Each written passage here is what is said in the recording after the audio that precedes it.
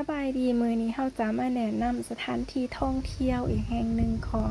แขวงจำปาสักเอิ้นว่าหัวปากขอตัวนี้แม่นห่างจากตัวเมืองปากเซ่น่าจะได้ประ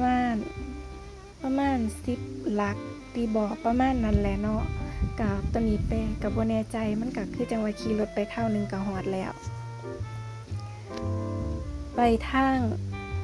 วัดภูจำปาสักเส้นทางไปมันสามารถมันไปทางเส้นเมืองจำปาสักหรือว่าไปทางเส้นวัดภูจำปาสักเนาะตัวนี้แมนสามารถพากันไปพักผ่อนยามเสาร์อาทิตย์หรือว่ายามใดที่ต้องการเนาะที่เรามีเวลาอยากไปพักผ่อนสามารถส่วนหมู่มากองไฟยามกลางคืนก็ได้เนาะส่วนมาหลายๆคนเพราะว่ามันจะมีบอนพักหรือว่าเอาเต็นท์มากางเองก็ได้อยู่นี่เนาะเราสามารถปูสาดกินข้าวแคมป์ของได้เพิ่นก็ขายอาหารอยู่นี่เฮาหรือว่าสามารถนั่งกินในอาหารได้อยู่แคมป์ของมันก็จะอยู่แคมป์มันก็จะกว้างเนาะสถานที่อันนั้นอยากสั้นๆน้อยนึงเนาะบ่เลยเอาอุปกรณ์ต่างเกาะไปเนาะวิวก็ถือว่าก็งามก็โอเคอยู่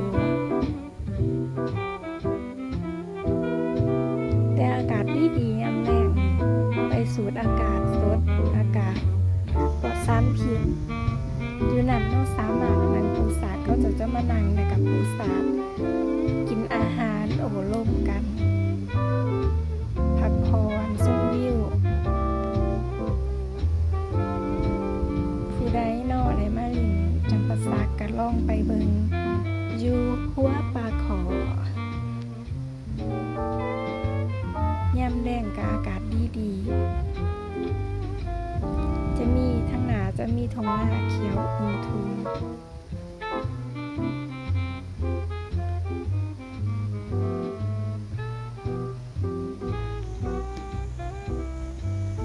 ต้องเลยมาผากตามหลังเพราะว่ากองที่ทายหูเป็นยังบ่ไหลเสียงนี่เนาะเขาก็มาทายหูอยู่บนทุ่งนาหันบรรยากาศอากาศก็ดี